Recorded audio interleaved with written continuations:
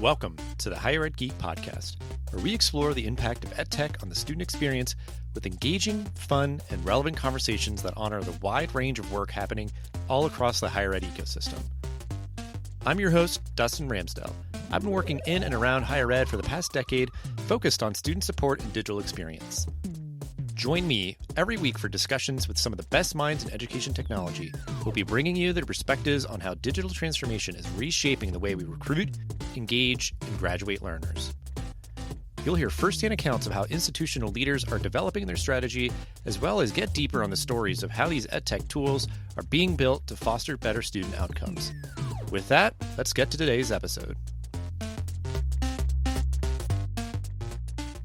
Welcome to this episode of the Higher Ed Geek Podcast, episode number 343, with Dr. Daniel Allen, president of Lasalle University, right here in my neck of the woods in the greater Philadelphia area. It was really great to get this time with Dr. Allen to kind of dig into their recent recognition and moniker that some news publications have given LaSalle, the comeback college, their turnaround in a lot of different regards in terms of their financial position and enrollment numbers and everything. So we get into kind of all that, the background, the strategy, the leadership Dr. Allen implemented to make that happen. It's really great to kind of hear it from him doing the work at his institution with his team every day, where you might have a lot of folks on the margins pontificating about, well, this is what institutions need to do or should do or whatever else. And he was really capturing it in a very clear and compelling way about that idea of trying not to be everything to everyone, but as an institution nowadays, like really trying to differentiate yourself and kind of double down on the things that you do really well, the things that people like about you as an institution, and the thing that people know you for is really leaning into that and the results that can come from that after a few years' time. It's a great conversation, great story here. Really appreciate Dr. Allen coming on to share it. We have links in the episode description if you want to connect with him, kind of keep the conversation going, or check out more of one article in particular about their turnaround you can check out as well. But without further ado, this is episode number 343 with Dr. Daniel Allen. Excited for our conversation today. It's a rare treat that we get a president on the podcast. That's always really exciting to kind of get that perspective, but also following a story of what has been called, and some recent reporting, the comeback college, something that really flies in the face of some of the kind of doom and gloom. A lot of headlines obviously grabbing on, oh, this institution's cutting these programs and all that sort of stuff. It feels very refreshing to have a different vibe here for this conversation. Dr. Allen, if you want to briefly introduce yourself and your background, and then I'm going to get into more of that story, the comeback college. Brilliant. Thanks, Dustin. I'm in my fifth year now, starting my fifth year as LaSalle's president. I'm originally from the Chicago area and most recently worked at DePaul University, and previous to that, the University of Chicago at its policy school, before making my way to the great city of Philadelphia and to be a part of the LaSalle University community. Philadelphia is one of the, I think, great higher ed cities. Boston obviously has got a lot of great places, and certainly Chicago, all these great cities and everything. But the idea of you being there in the presidency of LaSalle for several years now, I was just curious, as a way to kind of add a little bit of color to your story and your tenure there. Do you have any unique, fun, favorite memories of being president? Because again, it's such a unique position. Some people get just kind of approach it in different ways. Just reflecting anything that kind of stands out of a cool memory of being president at LaSalle. Yeah. Let me say before I answer that, Philadelphia is a great city, period, right? So certainly a great higher ed city, but my wife, Teresa, and I just absolutely love the city, its people, its culture, the sports teams, obviously. So we've really enjoyed our time in Philadelphia. It's an amazing city. My favorite weekend of the year as the president is commencement weekend. That is just such a special time for me. Certainly memorable was my first commencement as president, but every single commencement that I've been able to participate in as president at LaSalle has been so meaningful, right? It does, to me, showcase why we do this work. And as you said in the intro, the doom and gloom and everything that's happening in our industry, if you are not inspired as a university president or a university leader, faculty, staff, by the faces of joy, the pride in the faces of families on commencement weekend, then I would submit maybe higher education is not the right industry for you. It's the best weekend of the year for me. I love it. Yeah, that's great. Yeah, 'cause it would be funny if somebody's just like, I don't know, I could take it or leave commencement. Or it's Yeah, like, whatever. oh, okay. Another weekend, another day. Yeah. Because, yeah, and I guess it's interesting because I was going to clarify, you say that, like, obviously the first one is always going to probably hold a special place, but then if you're anywhere for long enough, like, you'll welcome students in and then be there long enough to see them graduate. And I've had some experiences like that, and that's always really powerful as well. But, and I guess, yeah, that's the idea. The magic never really kind of goes away. The idea of that sort of unique energy and that sort of university community coming together, yeah, is always going to be there. And it might just be like, oh, me personally, I kind of have a different little tinge to this one because it actually happens to be like 4 years after I started or whatever. But yeah, it's amazing, right? And I think the perspective is this for me anyway, is whether it's my first, my fourth, my fifth, or if I'm blessed to have many more after this, it's about the individual stories of those students, right? And so it may be my fourth or fifth commencement, but it's their first, perhaps, and only. And for some, especially our students, if they're first generation, it could be the very first for their family. And that's a really privileged space to be in as the president of a university. And so I remind myself that although I might be going through it for the second, third, fourth time, for a lot of folks, it's the very first time. And it's such a meaningful time for them. And that, so I'm saying that those faces of pride and joy and accomplishment, I just will never get tired of that. It's amazing. Yeah. And I guess that would be the only thing. I'm just obviously joking before if somebody would wasn't super sold on commencement. I think it just would be the idea of, you could imagine that the glimmer sort of dulls for somebody if it's like, yeah, I've seen this 20 times or whatever, but it is that idea of, because I've just been talking a lot with people, because I think just generally, obviously, yeah, there's a lot in higher ed that's been very ambiguous and turbulent and those sort of things. And then just, there's always obviously just crazy stuff happening in the world or whatever. But the idea of the whimsy, finding the beauty and the novelty in things. And certainly commencement, I think, is maybe easier than other things to find that really beautiful, earnest energy and that sort of thing. But I think it's trying to, yeah. And I think even the way that you put it too, of trying to find those individual stories that you feel like are reflective of, yeah, a first generation student or maybe a adult learner who came back to finally finish after and those things I think can be really emblematic of the higher ed of today. Just add some dimension to it versus feeling like it's, oh my gosh, there's all these people. I don't know. It's just, sure, yeah, it's just this big pomp and circumstance kind of thing or whatever.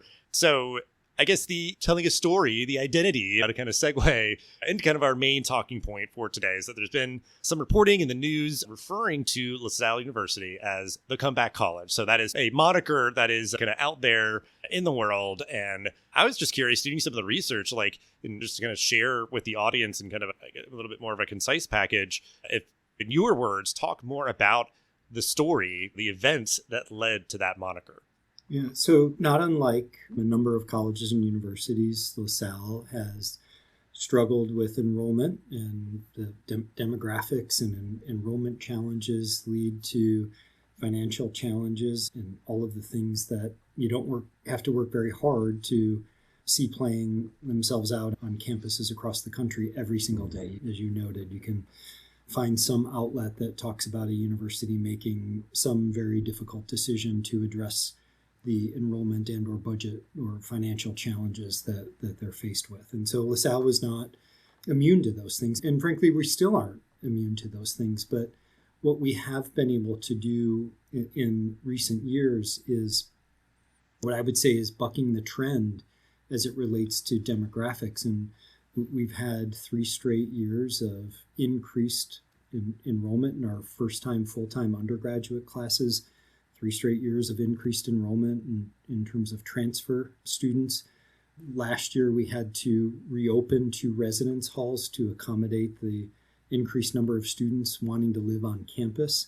Net tuition revenue per student has increased in each of the last 3 years. And really importantly, we've not sacrificed in terms of the profile of our students. So in other words, we didn't just admit everybody who had applied to LaSalle. We, in fact, actually decreased slightly our acceptance rate and discount rate as well. So it wasn't as though we admitted everybody and then just threw a bunch of money at them. We were actually able to increase enrollment, increase on-campus living, while slightly decreasing acceptance rates and discount rates. So I think that narrative led to the moniker, as you said, the comeback college. So coming out of some really difficult years and in a difficult environment, we've been able to buck some of those trends and to counter that narrative. So we're really proud of the work that we're doing. As you should be, and I'm glad it's getting attention from some of those news outlets, and that you're able to come on here and kind of talk more about that story. Because again, it's being in contrast to a lot of the coverage of higher ed that's out there. Because I think I've heard some people say that, okay, some universities cutting programs, that's better than the school saying that it's going to close or whatever. Right. There's at least a normalization of maybe some right sizing or downsizing or whatever it might be at institutions. But I think that you all are just objectively able to capture the return to form and everything. And before talking about the process of managing the drivers of that growth and everything, I'm curious on that point, did you have to do, because I'd imagine it was like, on one hand, maybe unexpected, but you did at least have these backup residence halls to take people in. Were there any dynamics of things where you did kind of need to kind of contract or adapt to accommodate all these? Because I think that's sometimes the recipe is you can't just cut your way to growth. You can't just keep removing things and expect that things are going to change. You might need to do that, but also be like, we do really well is X, Y, or Z. Or actually, you know what? Students love living here on campus. So we really need to embrace that and open up more space to do that and not being like, we don't have more room. Sorry, you're out of luck or something. I'm just curious, some of those decision makings on sort of the kind of macro level of who are we, how are we offering ourselves, and some of those just, we'll get into more details in my next question, but those larger things of your identity and what you maybe had to lean more into, and then other things if there were anything that you kind of had to do without to keep moving forward in the right direction. Yeah, sure. So to be certain, we don't foreclose on the need to make difficult decisions regarding our expense model and the things that we're doing, right? And I think every good university, frankly, every good business should every year, every cycle, look at the things that it has been doing and saying, this may not be relevant anymore. This may not be what our students and families want from us, or in a business sense, what our customers are purchasing any longer. And so you have to make the difficult decision to stop doing some things and reinvest in things that, in our case, our students and families are looking for, right? And so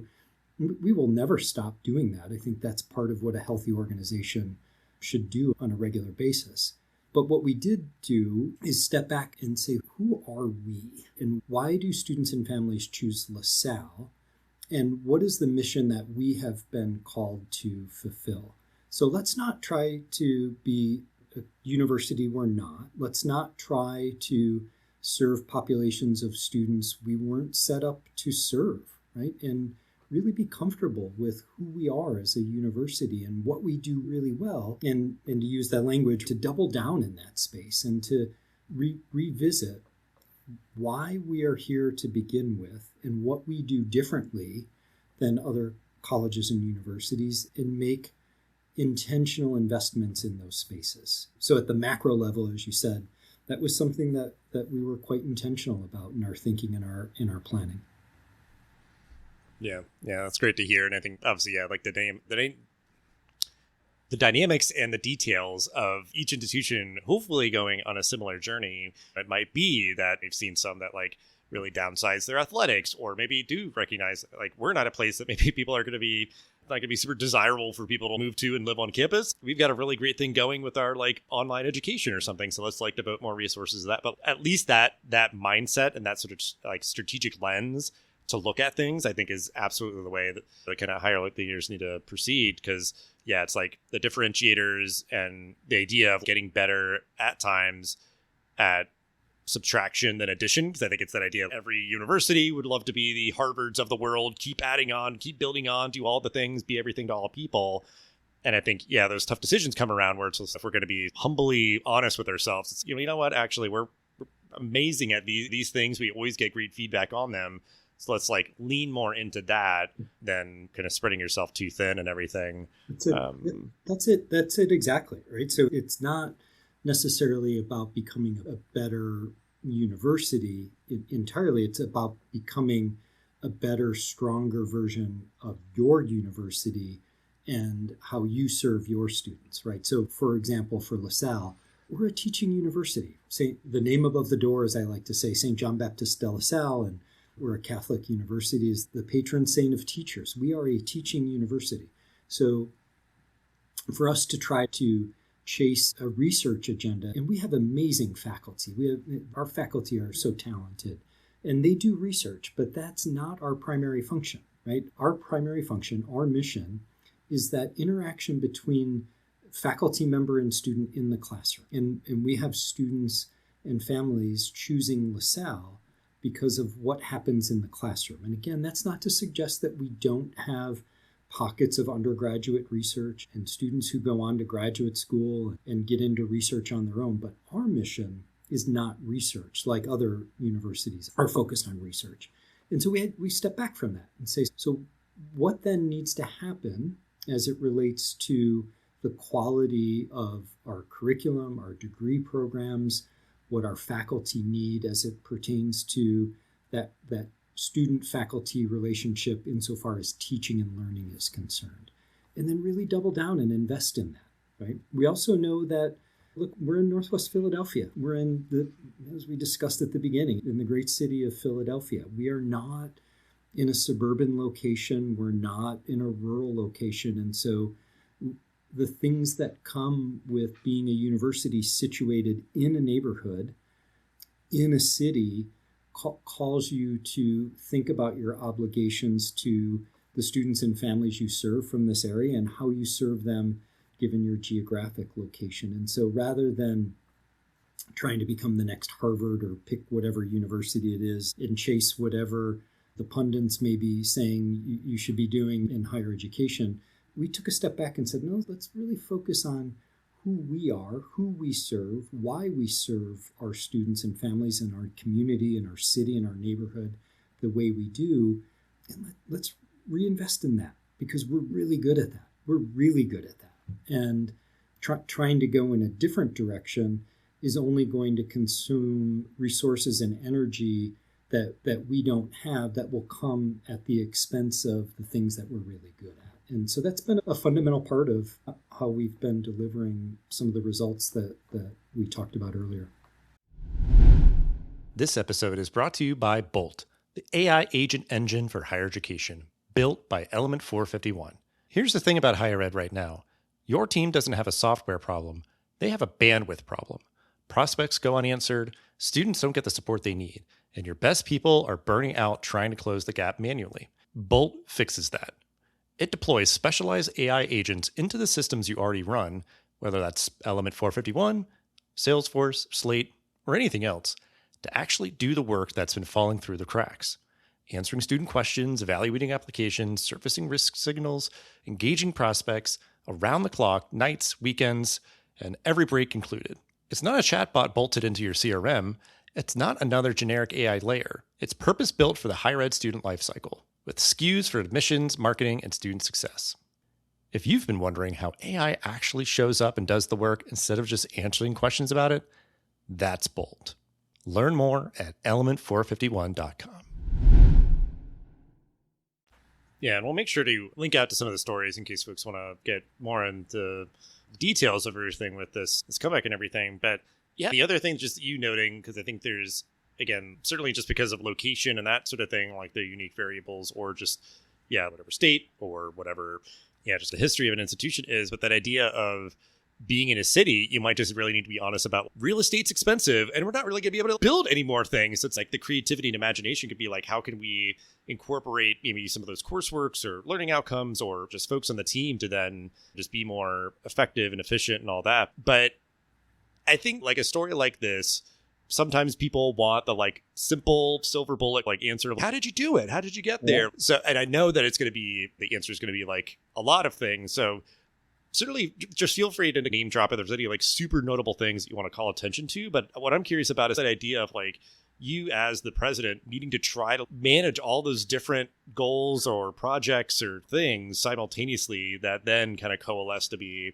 having you all be rebounding and everything, just the leadership perspective that you took or how you navigated the ship through, again, probably a myriad of changes that were happening all around the same time. Yeah, because Philadelphia is such a great sports city and the Eagles are such a prominent fixture in the city. I like to use this analogy. Just imagine, and for diehard Birds fans, this is hard for me to give this analogy because what I'm about to say does not happen often. But imagine the Eagles are down 4 touchdowns at halftime, right? There's not a single play that Nick Sirianni could draw up that is going to tie the game. One play, they come out of the locker room at halftime, one play, and all of a sudden they go from being down 4 touchdowns to the game being tied. Not going to happen, right? So similar to our situation at LaSalle, if we thought of ourselves as being down 4 touchdowns at halftime, the goal is to tie the game at the 2-minute warning and then give yourself a chance to win the game, right? Which means sometimes we're going to run the ball, sometimes we're going to pass, sometimes we may have to punt, right? We're going to have to keep the other team out of the end zone, right? There's a whole half of football that needs to be played, and you can't get it all back in one possession or one play. And so we think about our strategy that way, that we say, look, there are 3 or 4 things that we have to stay focused on, and we can't get distracted. And for us, what we talked a lot about, and we still talk a lot about, is you're not going to be able to cut your way to prosperity. Doesn't mean that we're not going to continue to make adjustments to our expense model and our program offerings. We'll do that every year. But the primary focus of our strategy is not on cutting things, but on growing revenue. So how do we think about what we do for our students, the programs that we offer, the environment in which we offer those programs? What does it mean and look like to live and be a part of this community? And how do we then generate revenue that will best serve our students in those regards? And so our entire focus has been on generating more revenue, increasing enrollment. Fundraising has certainly been a central part of that. And by fundraising, I don't mean desperate calls for you have to give us more money or else kind of thing. This is more about investing in our students. Our message has always been, continues to be about student success and student outcomes and making investments in our students. And as you said, there's no silver bullet here. There's no magic formula. If there was, there are countless other universities that would have employed these strategies and formulas, and you wouldn't be reading about all of the things that you're reading about in our industry today if it were that easy. So it is about having a disciplined focus on 2 or 3 things that are going to, in a material way, from one quarter to the next, 1 year to the next, or one semester to the next, move you forward a little bit more demonstrably. And for us, it's been on growing revenue and growing enrollment.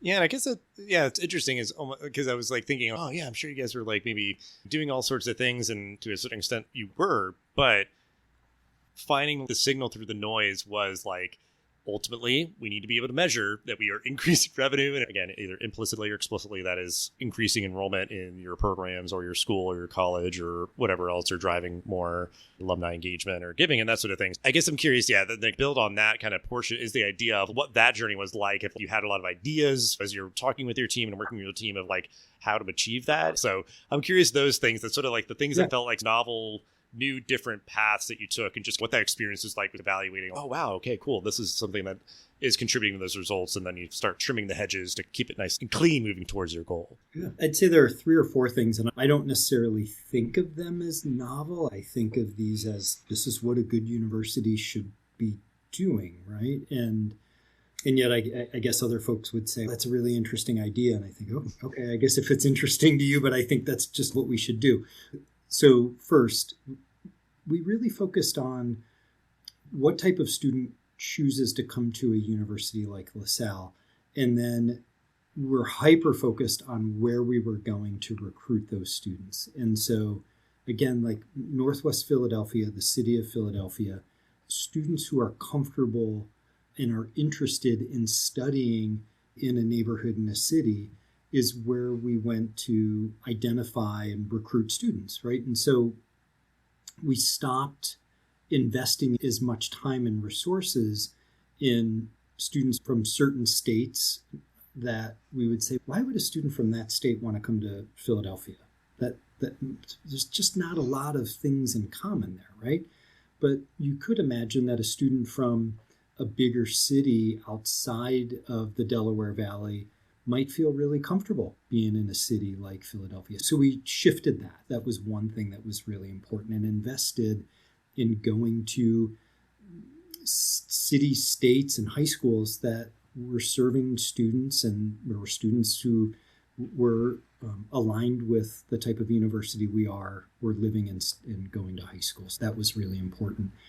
Added academic programs that we felt were responsive to our market. And so, example, sport management is one of our hottest majors right now. And over the course of the last 2 years, the number of students who are interested in coming to LaSalle for sport management. We've added cybersecurity. We've added artificial intelligence as academic programs. So really looking at, again, being responsive to what students and families were telling us they wanted to study. That was a second thing that was important. LaSalle has a great sports history, Division I athletics, the Atlantic 10 Conference, Big Five basketball, all of that. And there was a period where the university had cut some sports in order to try to make some things work. And so we made a decision to bring baseball back, and we added 3 sports, acrobatics and tumbling, rugby, and triathlon. And they've been instrumental to creating community on campus. We had this baseball field right in the middle of campus that sat empty. Literally right in the middle of campus, I would walk by it and think, what are we doing? This is a wasted asset here. Let's bring baseball back. So that was important for us. And then the final thing I would say is we, again, just really doubled down on who we are and what we do well. And such that I would, and still do say at visit days to prospective students and families, if you want to go to the southern part of the United States and go to a school where they have big tailgates before football games with tens of thousands or 100,000 people, you should probably leave right now, because you are not going to find that at LaSalle University, and you're not going to be happy here if that's what you want from your post-secondary educational experience. And that's not to dismiss what those universities do. They're amazing universities. That's just not who we are. But what I've said to our prospective students and families is, but if you want to be at a place where your faculty members know you by name, the president of the university will respond to emails from you, where the folks on campus will anticipate the needs that you have before you even have thought to ask a question about how to have that need met. And there is a serious focus on you individually as a student and your success. I'm telling you, you better stay and visit, because I don't think there's a school in the Philadelphia area that's better than us at that. And so, again, we put all of those things together, those 4 things together, and I think it's contributed to some of the success that we've been having. Yeah, I appreciate you capturing the context there. And I would hope that there's kind of other conversations we've had and other movements and things going out there to make sure that potential college students are just super well informed about what's important to them, what they want to do, what kind of institutions are out there, so that, yeah, they know what they're looking for. They know who you are as an institution, and they're making a better match versus just being this sea of sameness that, there's this sort of mad scramble between all the institutions to be competing discounted offers or whatever. Student makes a choice and it's, you were kind of maybe you did have it, but not so. Yeah. I guess that comes up in my mind is trying to balance that equation a little bit of institutions who know exactly what they are, speak to that really well-informed prospective students who know what they're looking for. You can just get those really good matches where you get great qualified students that love the experience that you're offering. Those students are satisfied and those sort of things. So I'm glad there's efforts happening in their various kind of corners and things. But I think what you did, obviously, as folks that are just seeing all these headlines that work in institutions, the means that you have at your disposal to just be really thoughtful about that and not get maybe too stuck up again on what you think you're supposed to be doing or what everybody else is doing. We got to look inward. We got to do a lot of kind of navel gazing here and kind of figure that out. Absolutely. So I like to say, are we the best university to do that thing? Whatever that thing is, right? Whether it's an athletics program or an academic program or something else. Are we the best university? Are we set up to do that thing? And if we're not, what makes us think that we can or should be? And then the ultimate question is, so if we don't have it now, how much is it going to cost us to do that, right? And if you work through that progression and get to the end and say, we're really not the right university to do that. There are other universities that are specifically designed to offer that thing and to provide that experience, not us. And or in order for us to do that, is going to cost us so much money and the resources that we have to invest to become that place. And that will come at the expense of the other things that we really are good at and that we should be doubling down on.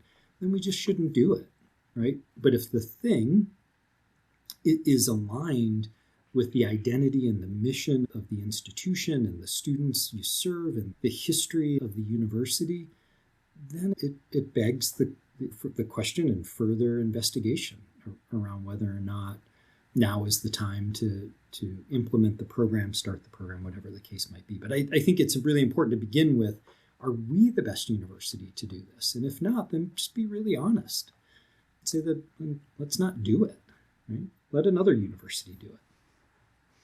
Yeah, because I think that would then we end up with, I guess, getting very whimsical, but this beautiful tapestry of institutions that are like, hey, I do this thing really well, you do that, versus just being, again, that sort of sea of sameness. Because I think that idea, too, of the recognition of, because there could be a situation where, again, similar institution to yours are like, we should start a cybersecurity program, but you don't really have a lot of the assets. Because I think that's the idea. Is we could do that. That certainly would be a very relevant program offering, but the cost and the time horizon is just not really what we're thinking about now. Because I've seen a lot of good examples of that, of like you had those residence halls, thankfully, that you could turn back online. But then like some institutions, it's like, yeah, we have this computer lab, students don't really use it. Can we just repurpose that space versus being like that we want to make a esports arena or something, like a space for that club or that team to convene. Let's leverage existing spaces versus thinking we need to build from the ground up a massive esports arena, whatever. It's like we have current assets that we can leverage, whether that's space, people, or just like other capital to then try to, shorten the time horizons, lower the kind of cost that it takes for you to pivot around and everything. So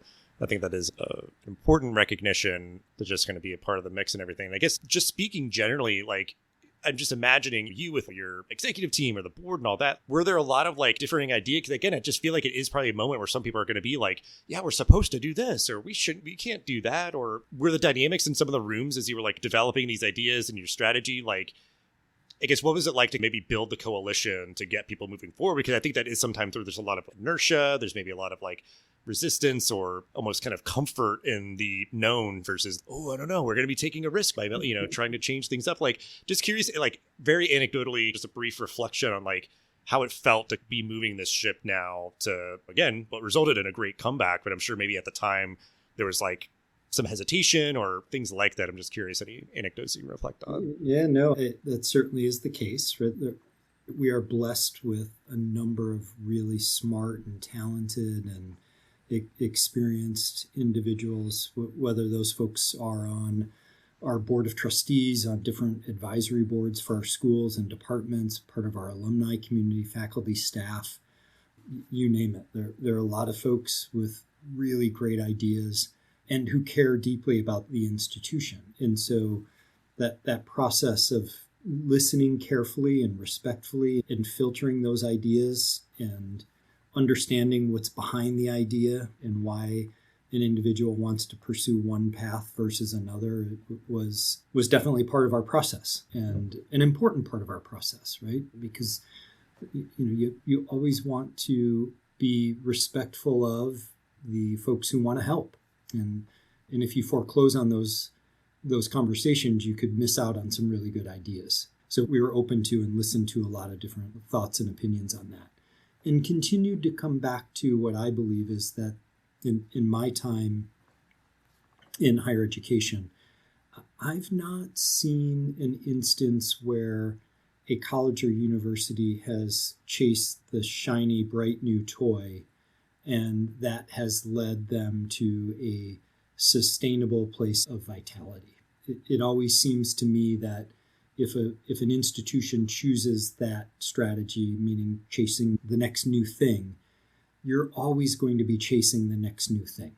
And so that next new thing loses its luster at some point, and then you got to go find the next new thing and the next new thing, right? And so the example that I've used often is, remember when MOOCs were the thing, and I remember being in conversations with folks at that time where the prediction was, we're not going to have physical campuses anymore, that folks are just going to take advantage of these MOOCs, and that's going to be the future of post-secondary education. Everybody's got to get on the MOOC bandwagon.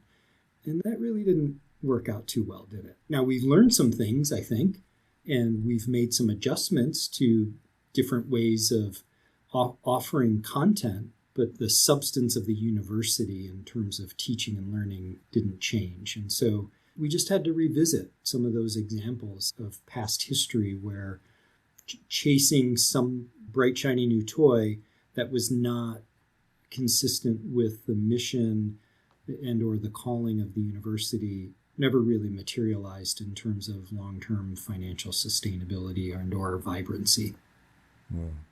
Yeah.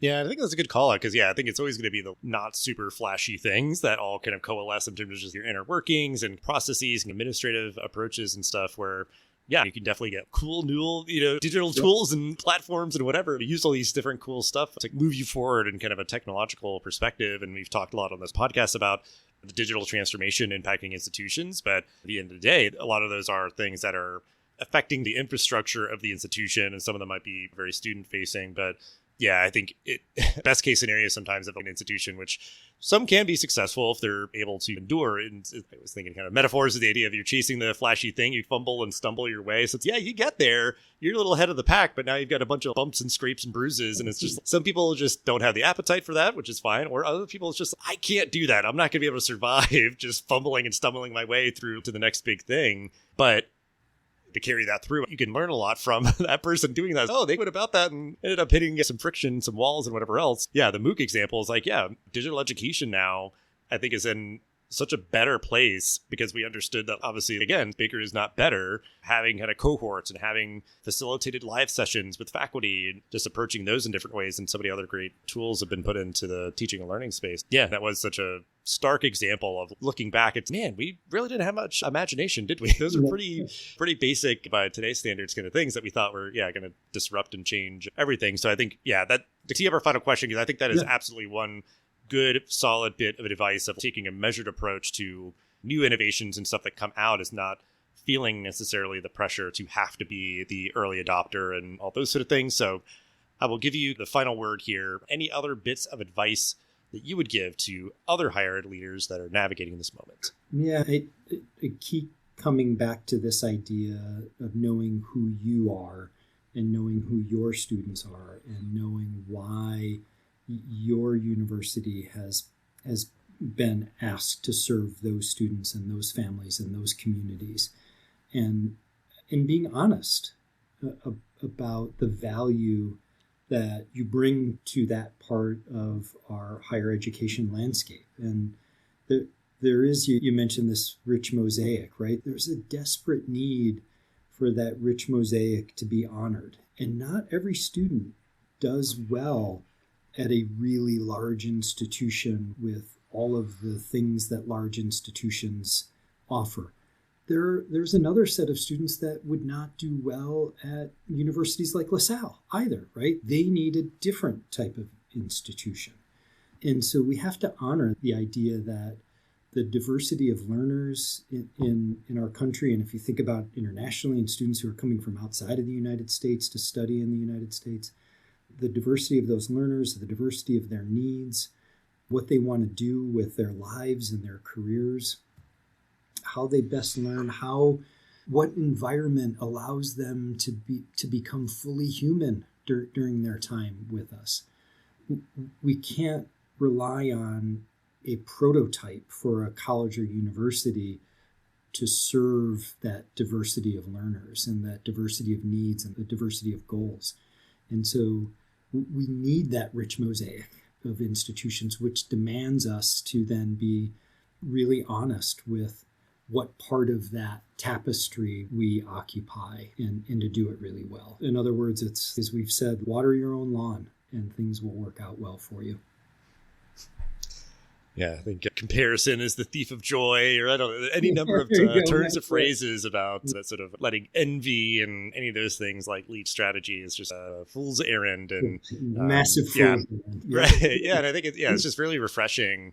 Just one, stories like yours, LaSalle, my hope would be that this sort of echoes out to leaders of institutions of all types all over the country to go about this in their own way, because it really is the advice and the lessons that then can allow you to do that self-examination and have some of those tough conversations and then move forward in a much more confident way, take back some agency, I feel like, just in a very ambiguous, turbulent time for higher ed. This is really great stuff. Just really appreciate you sharing it all, taking some time to have a good conversation here for the podcast, and ways to connect with you and LaSalle, and just some of the reporting on your all story in the episode description. Just thanks again so much for chatting with me. Yeah, thanks, Dustin. I really appreciate you giving me the opportunity to chat and tell a little bit about our story. Thank you. Thanks for listening to the Higher Ed Geek podcast. This show is a proud member of the Enrollify Network, home to Higher Ed's largest collection of podcasts. Enrollify is where higher ed goes to grow. So be sure to check out our other podcasts, webinars, video clips, blogs, and more. Visit enrollify.org and subscribe for all the latest details and content drops directly to your inbox. Enrollify is brought to you by Element 451, the digital workforce platform for higher ed. Learn more at element451.com.